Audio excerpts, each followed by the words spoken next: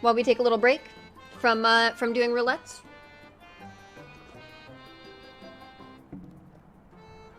Yeah? Alright, let's watch it. Let me turn off the BGM real quick. I was hoping that her video was going to be up of the 10 things WoW should take from 14. Because she said that she was going to do a video like that, but it's not up yet. So we'll watch this one. Hey Buns, so today I want to talk about the different ways in which Final Fantasy XIV is better than World of Warcraft. In my last video, I talked about ways that I thought Final Fantasy XIV could maybe take some things from World of Warcraft that I think might be good over there. And so to restore balance, okay. We have to now. Okay, so I'm gonna turn it up. So this is the response vid. Okay, that makes sense. Hey, Ishtar. That makes sense. Because I didn't realize she was going to name it something differently. Something different, but that makes sense. Okay, so this is the response video. Look at the ways that really, if I was working it straight up better. First one, obviously, story. The character development is light years better. The writing is much better. In this game, people do bad things because they have interesting motivations, except Xenos. And they're not just doing bad things because they were corrupted. They touched the green fell, or they touched the red nightmare, so they're bad now. Or they touched the purple stuff, and now they love the old gods, so they're corrupted. Like, all this corruption. Okay, though, to be fair, it wasn't that they just touched the wrong things. They touched the wrong things with a purpose of waging war or being the most powerful. And a lot of people were corrupted because other entities corrupted them. So that's not the only reason. I agree that I do like 14's story better, but I've talked about this before where... I really like where I paused this, by the way. I've talked about this before where... yeah, they do touch the wrong things in WoW a lot. Where I like WoW's lore, only because it's been around for, like, twice as long as 14, and then on top of that, there's, like, actual history that builds upon things that you can get, like, the chronicle of. I know it's not necessarily in-game, which is a detriment, but I do like that. I like how expansive the lore is, where I like the current story in 14. Like, whatever you're doing for the MSQ seems like just a really solid story rather than fully fleshed out lore. And I know that 14 has something like the Chronicle. I don't have it at the moment. I think it's up on the Square store for like 40 bucks or something. But yeah. And most of WoW's lore came from Warcraft. So I don't totally disagree here. I know what she's getting at. I think the story really makes you think. And I don't think I've ever connected to characters so much in a game as I have in 14. Like I said, I did cry when Ysera gets corrupted and you have to kill her. I did tear up when that happened. But I can see both ways. A lot of people that play WoW don't necessarily care about story as well. So I can see both ways. So sick of it, and it's so lazy. It's so boring that somebody got corrupted, and so, now they're bad. That's why they made the bad choices. And this is what I was upset about with Ysera right here. And it's not interesting, and it just feels like throwing away characters that could have had potential. In Final Fantasy XIV... Actually, yes. I know that it ends up being a setup, but she makes a really good point right there, because Vol'jin finally ends up being the war chief, right? I've always been a big Vol'jin fan. I was so excited for him to be war chief. And he's barely even war chief for an expansion. We kill him off the very beginning. Like, the very beginning of Legion. We kill him off. Although it does set up for kind of a cool story with him being, like, you know, and ending up as possibly like a Loa type dude and having to do with helping you talk to the Lich King and things like that to see what's actually happening with Sylvanas, which is kind of neat. But at the same time, it's just like, why? Everybody was so excited. And for me right now, like, I'm not a big Sylvanas fangirl. I think she's badass, but like, I'm not a Sylvanas fangirl. And Sylvanas right now feels like Xenos for everybody else for me. So it's like Sylvanas has had so long as the war chief, and she's like always been in the spotlight for certain things. And I know everybody's gonna be like Warcraft 3, but still, it felt like they threw away a character that way, with just I don't know, like they ended up adding on to it, but it still sucks. Okay, sorry. Characters have depth. I'll never forget turning in 20 mistletoe as part of a botanist quest, and the guild instructor said, "War is inevitable, this I understand, but by aiding the war effort, we do not merely contribute to the suffering, we profit from it, no better than the parasitic mistletoe. We suck the life out of the trees that shelter us for our own personal gain." This was actually a really beautiful series of quests, not just this one quest, but this was a moment from it that I decided to screenshot. The guildmaster Fufucha is wrestling with her sense of ethics regarding, her responsibility as the Can you guys hear her leader now, of the Botanist Guild, and her opposition to war, her pacifism, and these things are coming at odds, and she has to decide what moral concessions is she willing to make in the name of the so-called greater good. And it's very memorable, it's very immersive, and I felt so connected to this character. And this is just one tiny example of all the depth that every person you meet in Final Fantasy XIV has. You're part of this world, and you're part of the journey that other characters are on, as well as your own journey. You are the hero of the story in this game, unlike in World of Warcraft, where you are just kind of like some random schmuck who just happened to be there at the time and who's tagging along with all these much more important... I will say here that I actually kind of liked the way things were done like this in WoW, and I actually think that's one of the big differences that I thought was really neat. Like, there are certain people that, even though you've done a certain amount of things, still kind of like act like you're a grunt, like Nathanos, but Nathanos is a dick. So one of the things that I like about WoW is that, especially with every single expansion, like no matter what you've accomplished, you could be there, you could be like in the wrong area at the right time and end up going from a nobody in this new area to somebody at the end of the expansion, which I actually think is really neat. Some people don't feel that way. Some people don't feel like that's how the quests play out or the raids play out, but that's how I feel like it plays out. And at the same time, like, I like being that in the person that's like in the shadows, like you're doing things behind the scenes. It is Shadowbringers, but that's how it's always been in WoW. That's how it's always been. And I actually liked that idea, or being the person to work behind the scenes where nobody knows it's you. So like in 14, a lot of people know like the Warrior of Light, there was already like a mythos of the Warrior of Darkness. They didn't know that it was you at the time, but there was always this like, there were like, the poems and the songs and the stories and the written in whatever, which I liked. Don't get me wrong, I do like that. But I actually think that that's a cool thing that WoW actually has, where you move up. And there will be NPCs who just like think that you're shit no matter what. I mean, that's just like, that's how Garrosh was. That's how Nathanos is. But then you had like, for example, like Varian wasn't that way. Anduin isn't that way. Chen Stormstout wasn't that way. Once you actually helped out people. So I actually do like that in WoW. I don't think that it's a detriment, is what I'm saying. So like, I understand where she's coming from, but I don't think it's a bad thing. I think it's just a different take on the hero, doing things behind the scenes, or, working up to that. But important heroes you helped in Final Fantasy 14, it's like you get credit. Shadowbringers has been called one of the best Final Fantasy narratives ever. And it is the best. It is the best Final Fantasy narrative. Series. So before I continue ranting on this one point, we're only on number 1. We need to move on to the next one because I got a lot more.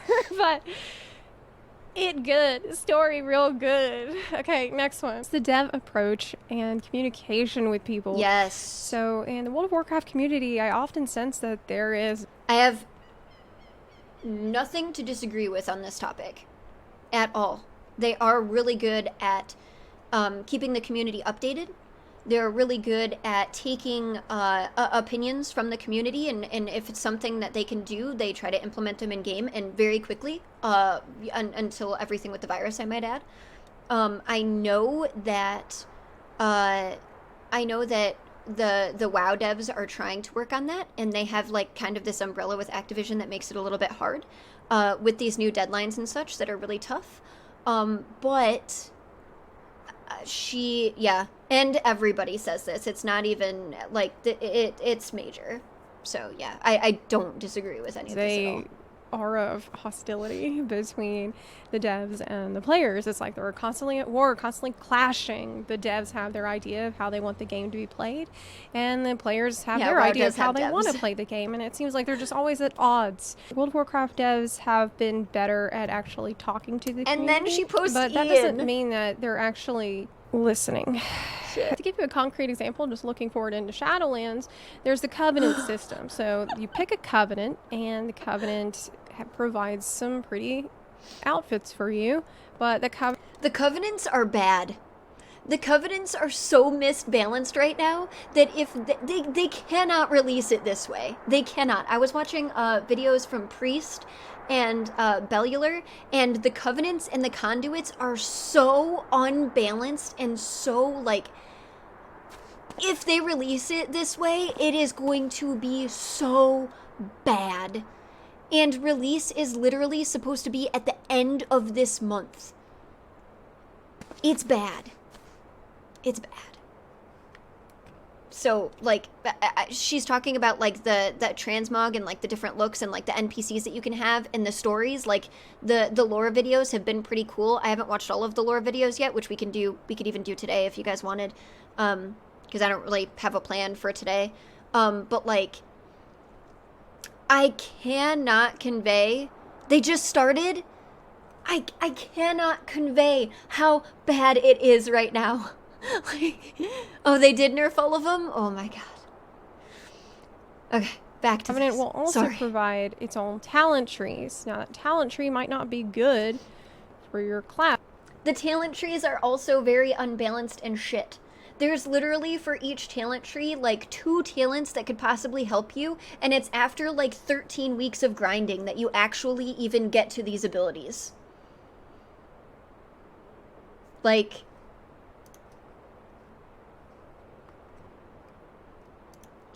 what?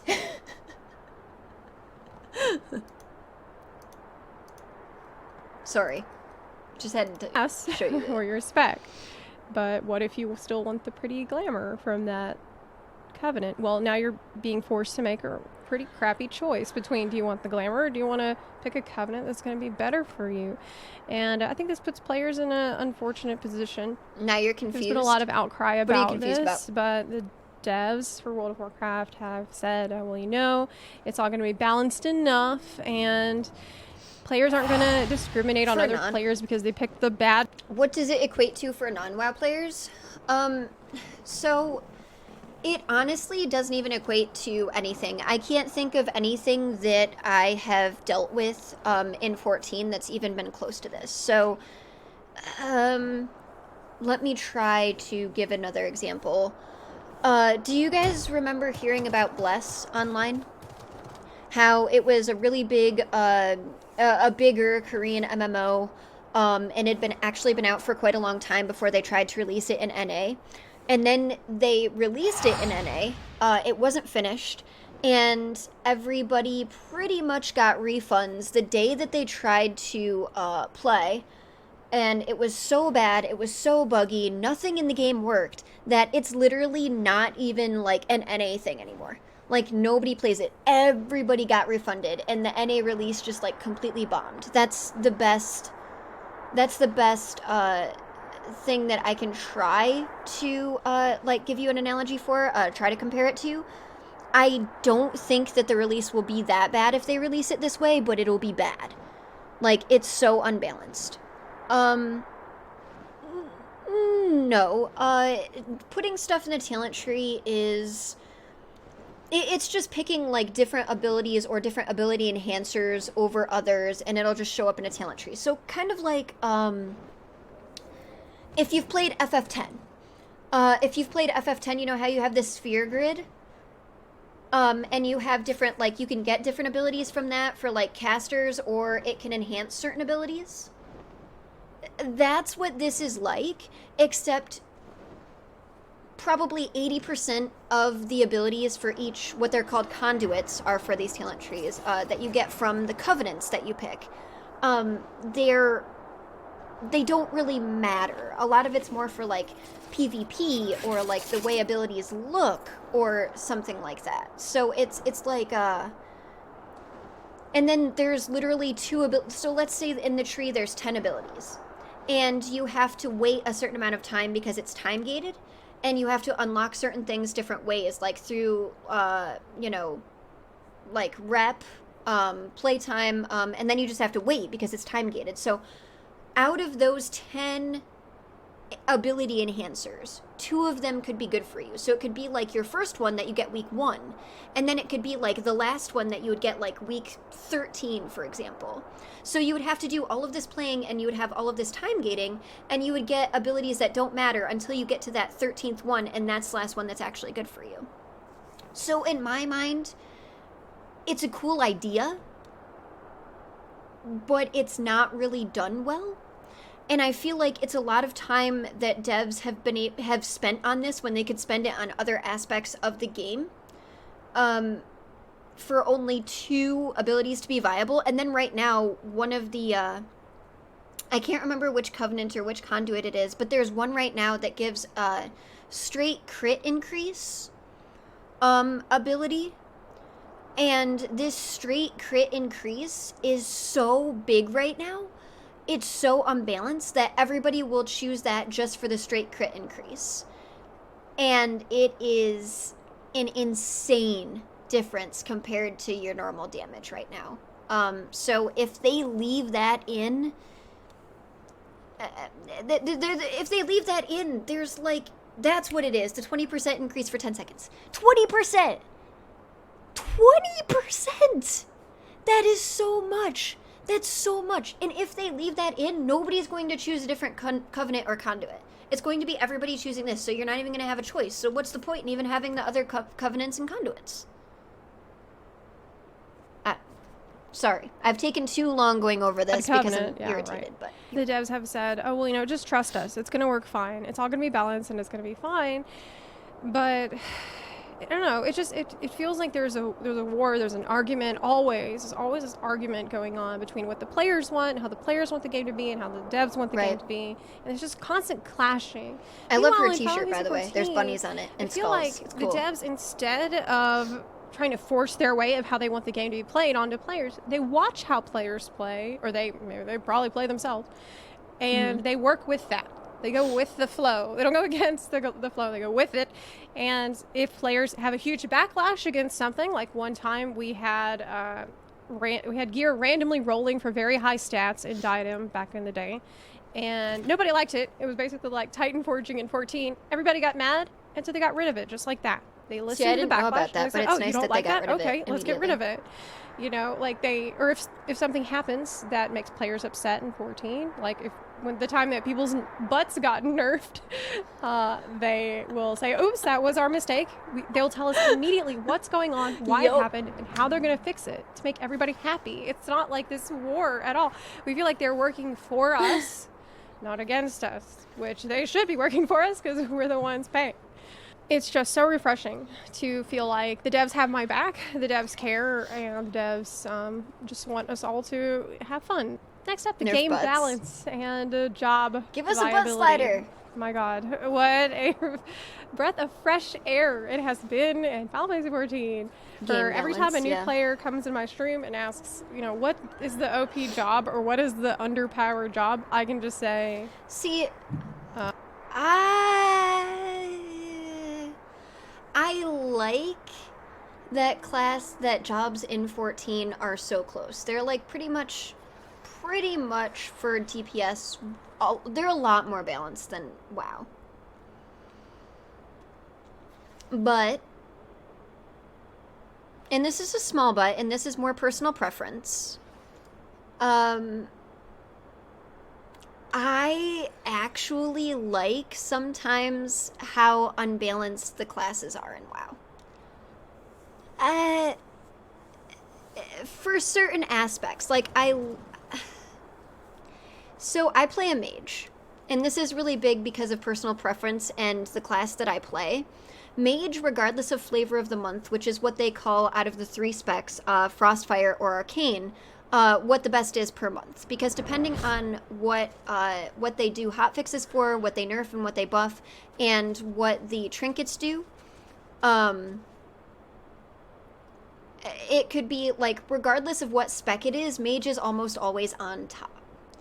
And it's kind of fun being like, okay, you know, fire isn't as good for this raid or this tier. I have to switch to arcane, but I can only switch to arcane once I get this trinket or whatever. I actually like that. Like, I like swapping specs for what is better. Like, I like that sometimes, hey, welcome back. I like that sometimes, like, there can be, so, let's say for Arcane, back in WoD, there was the Prophecy of Fear trinket, which was absolutely amazing for Arcane. And Arcane was top DPS for a really long time. But then at the end of the X pack, there was a crafted trinket for fire that made your ignite absolutely ridiculous. And so if you wanted to do top damage, if you wanted groups to take you, you needed to play fire instead of Arcane, even though technically before then Arcane was better.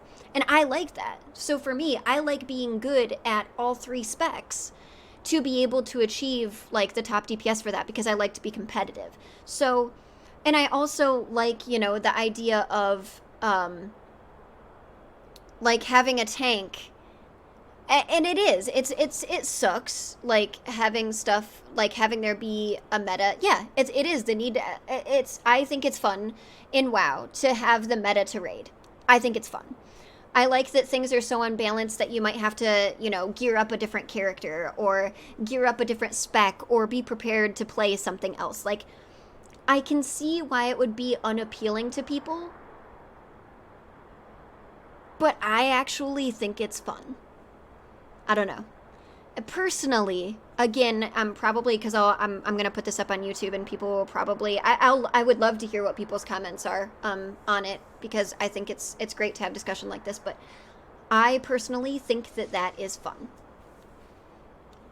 I get it. I understand where she's coming from. I understand where everybody's coming from. I think in 14 it's really great that the DPS classes are so close. I play until I actually finish leveling up my Dragoon. I play because it's support, the worst DPS in the game. And I still have fun with it. But it's still not terribly off from, like, the bottom of the pack, like the middle of the pack. So it's nice. But in WoW, when I play WoW, it's just like it's a different mindset. And I actually like to have the meta when I raid, so. It's not a debate. I'm just watching a video because I think it's fun, because I wanted to see what she said, because I saw this title, 15 Ways 14 is Better Than World of Warcraft, and I was like, all right, I have to listen to this. Let's see what she has to say. None. Go, like, play a job and be good at it, and then you will be viable. This is one that, y'all, it's so bad over there in WoW. Like, I don't think they know how bad it is. They're so used to it. They're so used to the job. I think they do. Balance. I disagree. I think they do know how bad it is, and I think they do it for a reason, to be honest, for all of the stuff that I just mentioned. Is it the best way? Probably not. Is it unappealing? For a lot of people, yes. Would it be unappealing if someone who started playing 14 wanted to go over to WoW? Yeah. But I don't think that they do it on accident. I think they do. I think it's on purpose, and I think some people enjoy it. I think some people enjoy playing the meta. It's like Overwatch. I know that Overwatch is an MMO, but I'm going to compare this anyway. So you find out that something is buffed and there's a meta, and the groups try to play that meta, and that's what they use for comp. So, like, every single comp or for competition, you'll see the same group because it's the meta. And then they'll nerf something into the ground, and then they'll buff something else to make it more interesting, something that's super out of the box. And I think that they do it on purpose so that, like, when people watch Overwatch comp especially those people that play Overwatch, they're like, oh, this is the best now this is what I'm going to play. And I think they do it on purpose. I really do. And I think people actually enjoy that type of gameplay. Do I think it's the best way? Like I said, no. But do I think that some people enjoy it? Yes. So bad. The job's being so imbalanced that, let me show you something I found. Okay, this is a spreadsheet that someone made. And it says the mythic spec power history, percent above or below average. What these people did is they looked at every single class and spec in the game, and they looked at how, on average, how well did it perform in each expansion over the years, so that you can maybe take a safe bet. You can pick a safe job or spec that's probably not going to be underpowered. Although, in the next... sometimes things are really bad for an expansion or for a certain tier of raid, but there are also people who who go against the norm, and it might be something that performs or is supposed to perform. If you look at like Simcraft, and you actually sim your DPS like Patchwork and whatever, that's supposed to perform really poorly. But there's always that difference where you have someone who plays what's supposed to be a shitty class and is really good at their class, and you have someone who plays what's supposed to be like super good and brain dead and at the top of the DPS meters no matter what, and that player is literally just trying to play the meta but doesn't know their class and isn't as good, and 9 times out of 10 the person that plays the shitty class does better because they know their class. So there's that too, like, that people have to take into consideration.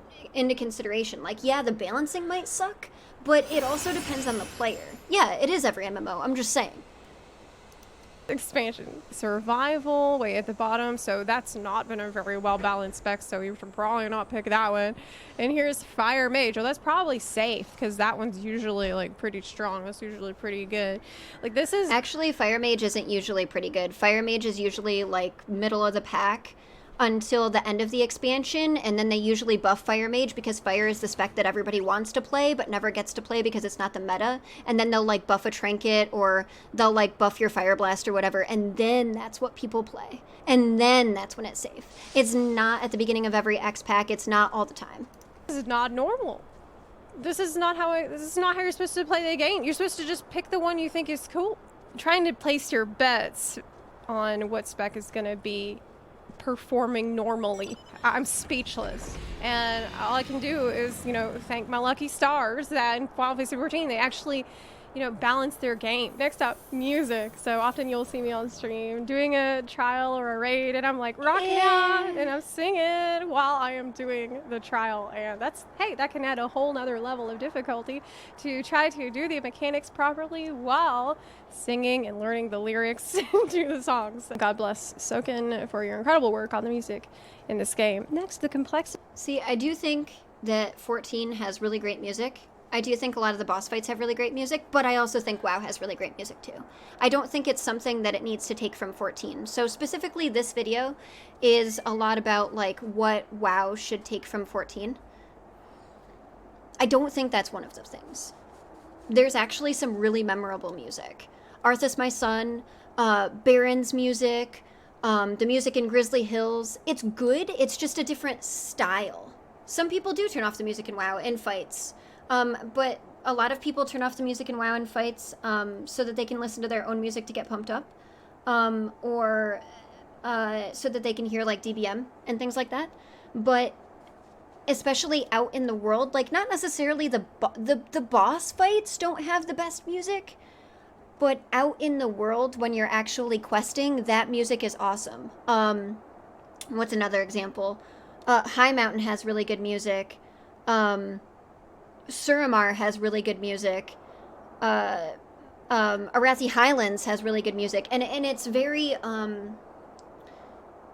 it works really well, the ambiance versus what you're doing with leveling. It's supposed to be somber music because it's supposed to match the quests that you're doing. But what I'm saying is, if we were talking about music that WoW could take for 14 specifically, I would say it would be boss fight music. But I think the music out in the world in WoW is fantastic.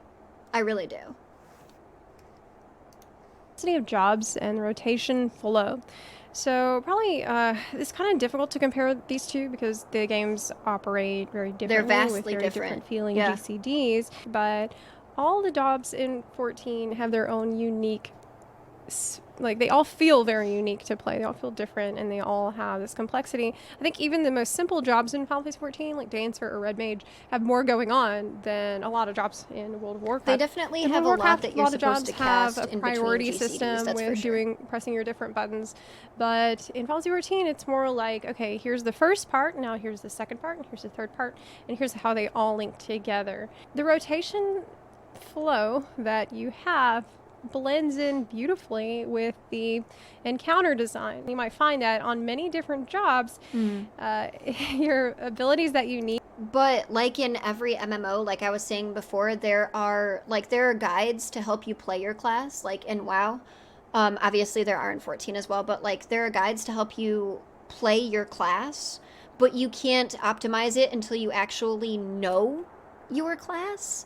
And so you can play it at a baseline level to where you're competent of the abilities, and then you can play it at a more complex level, and then that's when you can start to theory craft. So I think that it's really different to try to compare. I see what she's talking about with like the number of abilities, and trying to fit in so many off GCDs within the GCD, and weaving. But there are like Demonology Warlock used to be ridiculously complex. Windwalker Monk, to be able to play it top tier, used to be ridiculously complex. There are a lot of classes that aren't complex. For the most part, Mage is one of them, unless you theory craft. Warrior is one of them, unless you theory craft. Paladin is one of them, unless you theory craft. Demon Hunter. But there are a lot of other classes that get better once you theory craft or once you actually know your class and you can try out different things. Demon Hunter is very easy. It's literally like a 2-button rotation. I wasn't saying that the combat was slow. I was saying that it's 2 different types of combat, so it's hard to compare. But there are ways that you're playing your class in WoW can be more complex. I see what she's getting at. I do. But again, it's another thing that depends on the player, which is just another thing that goes along with MMOs, so. Need for certain mechanics are coming up at an exactly right time. It just feels like all the stars have aligned and you are doing everything right. So yeah, feels great to play, and it feels great to play in a boss encounter. Gear. This is a big one. Collecting beautiful gear in this Final Fantasy one's 14 legit. will ruin your appreciation of gear in WoW. Like, you will not be able to enjoy robes in WoW ever again after you play Final Fantasy 14. Again, I agree here, but it's 2 different beasts. I think that everything in WoW is like more cartoony. So obviously they're not going to have as much garb like this. Like they're like quote unquote slut mogs, which is what I use on my mage. And things like that, but it's more about like armor pieces, like there's shoulders in WoW, and it's more about like putting different tier sets together, which is more like legit armor than anything else. And if you're not wearing like more legit like high-end armor, if you're trying to do something that has like more of a theme, or looking like a peon, like you haven't achieved as much as you've achieved, then you would wear like the more of like cloth stuff and things like that. That's what I'm saying, but that's just the style in WoW. Do I like 14's glamour better? Yes. Do I think that there are a lot of things like flashy, glowy armor in WoW that I really like? Yeah. But they're 2 different beasts, again.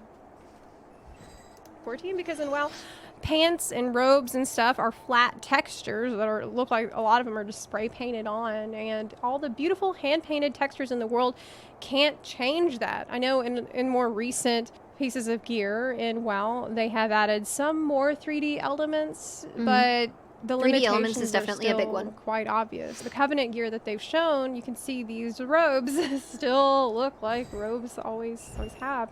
You get real spoiled on all the various flowing robes and all the different ways that a robe can hang off your character and be cut, all these different ways. It's just, there's no comparison. Final Fantasy 14 gear is a million trillion times better.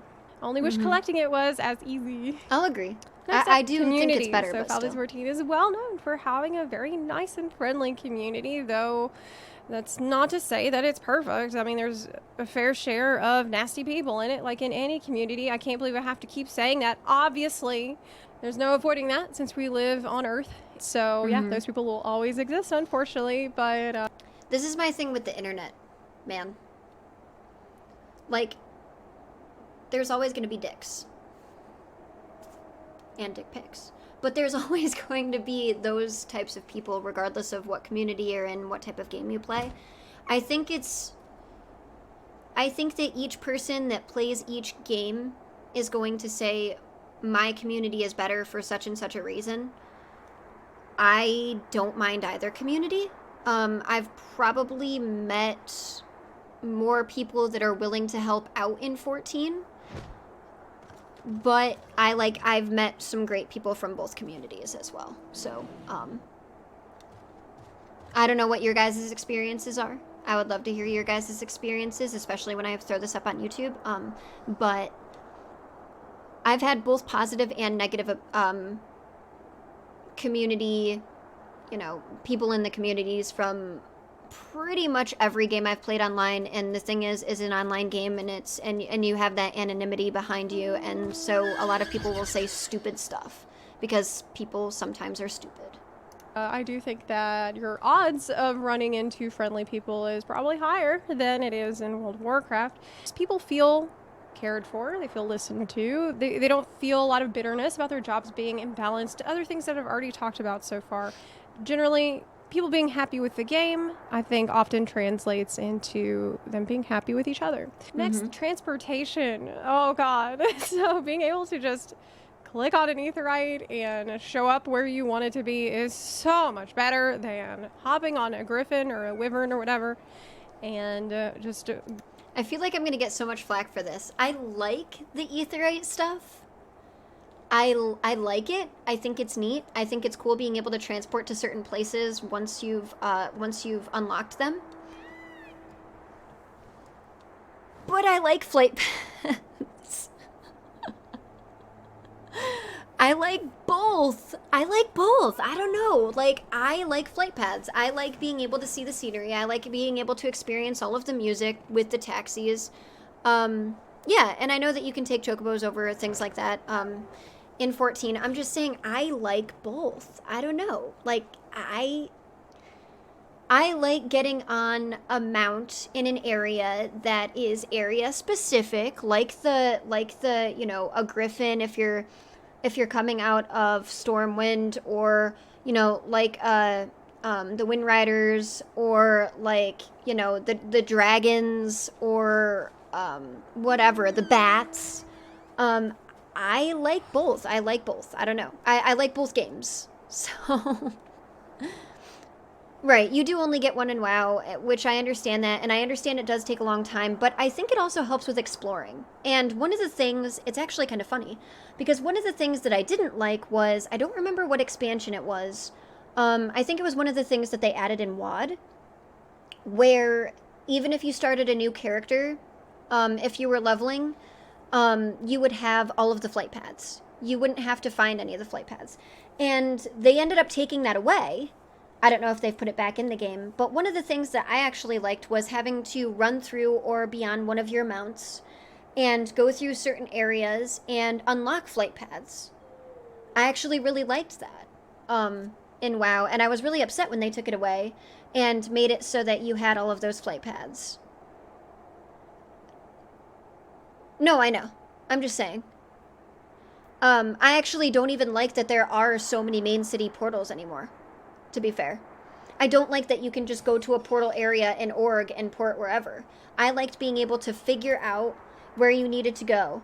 I liked having to go to, I can think of a really good example right now. But, I liked being able to have to, if you're playing Alliance, port to Stormwind and take a ship somewhere. Or if you wanted to get to, Northrend, port to Org and then have to get up and take the Zep. I like that stuff. Is it what the majority of people like? I have no idea. But personally, I liked that. I don't know. Are they an heirloom toy now? Okay. I liked it. but I like both. I can't reiterate that enough. I like both. I like the Aetherites. I like just running around. I like flying, but at the same time, I also like to run around and explore. I like flight paths because I like the change in music, the change in scenery, and to really make it seem like you're heading somewhere. But I think also for me, it's because I'm super biased on high fantasy. So, and I'm not as big with like mechs or sci-fi or anything like that. So I think that's the big thing of why I actually like flight paths and taxis and things like that rather than just porting somewhere. But I like both.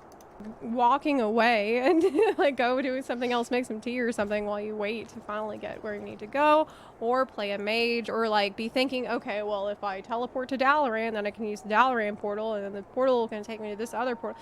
See, I What like a mess. that. It's so much better. It's so funny because I actually teleport like straight that. to where you're headed. Next, the reputation grinds, I feel, are much, much better in Final Fantasy XIV. We have Beast Tribe reputations that you can try to I'll grind give her for, this one. but the grind is not too bad, and it usually involves a series of quests where you will get to know more. I like this one. I really like this one. This one I'm not going to play Devil's Advocate on because I do think that they do their rep grinds a lot better. I think it's quicker. And I also think it feels even quicker because it's so immersive and it's an actual story. For those of you that would actually care about story, the rep grind for WoW kind of sucks. It's something that you have to deal with for every MMO. Just they're always grindy. But I do like the ones in 14 better. I will give her this one. WoW could take notes on 14 for this. Absolutely. About that Beast Tribe and has a little story to it, and the story can often be very, very good. Like, I love the Pixie Beast Tribe story, and I love the Kitari Beast Tribe story, and now I'm working on the Dwarf one, which is very nice as well. So the process of getting reputation is really fun. I look forward to doing Pixie Beast Tribe quests every day. So yeah, it's not a huge pain in the butt. It's not like running around doing world quests till you're so sick of them you just wish you didn't have to get exalted on this character.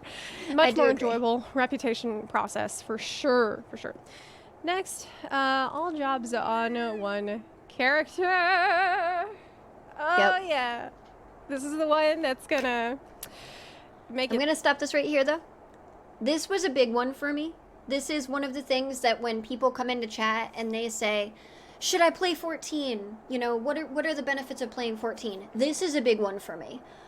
Because of, I was an altaholic in WoW because I wanted to play every single class. The only issue I do have with this is I think that the starting quests for races are really neat in WoW. It's one of the only things in WoW that the quests really do have legit lore that you don't have to find in a novel.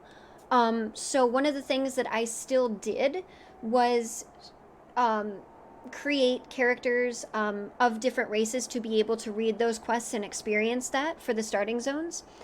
And if 14 did have legit starting zone quests based on race that told you about the race, even if I could be every single job on one character, I would still create every single race that I could to do those quests. I know it doesn't, I'm just saying for instance.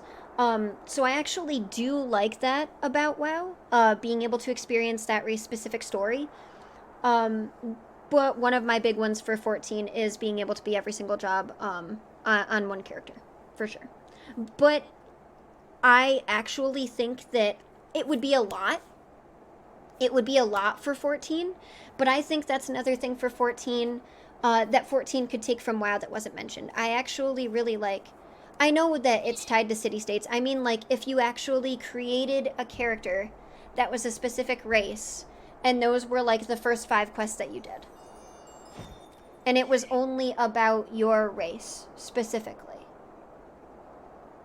Like, one of the major ones that I always use for the dwarves is, like, when you actually start out, and, you know, you're, you do a bunch of quests where you have to, like, find old artifacts.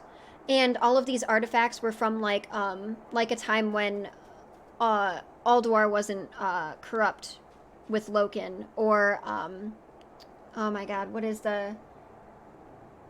halls of origination, I think, as well. And you pick up these things, and the dwarves are like very reminiscent of these artifacts. They don't know what they are, but they're like, I feel like some sort of connection with them. And it's because the first try at dwarves was trogs. And trogs ended up being like super mindless, and they ended up being in Alderman, I think it was. And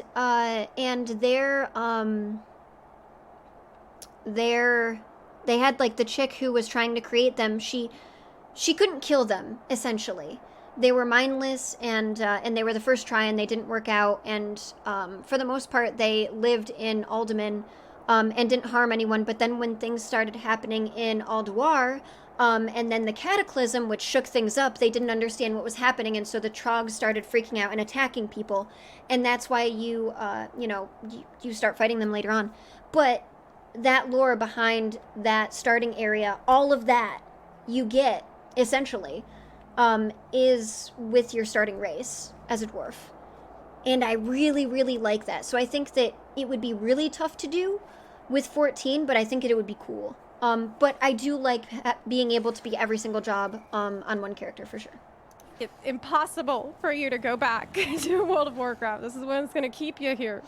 No logging off to get on a new character, and also no jobs that are locked to any one race. So you can pick any race and play all the jobs. And you won't be worse at a certain class or job because you picked. Although I will say, for lore's sake, in WoW, certain things make sense. Like, it was actually nice only having a troll being able to be a shaman. Or, like, on the Horde side being able to be a shaman. And it was cool on the Alliance side only having paladins over there, because it just made sense with the Silver Hand being an Alliance thing. So, lore-wise, it made sense. But I don't know. Do I like this? Yes. But I do see, like, certain instances where I like the way that WoW does it. I did like allied races, and I do know there are more choices. I don't like that they start high, or that they were starting higher level. And I didn't like the rep grind to have to get them, but they're doing away with that, and you just have to do the questing for each zone now. But yeah. The race that's not optimal for that class.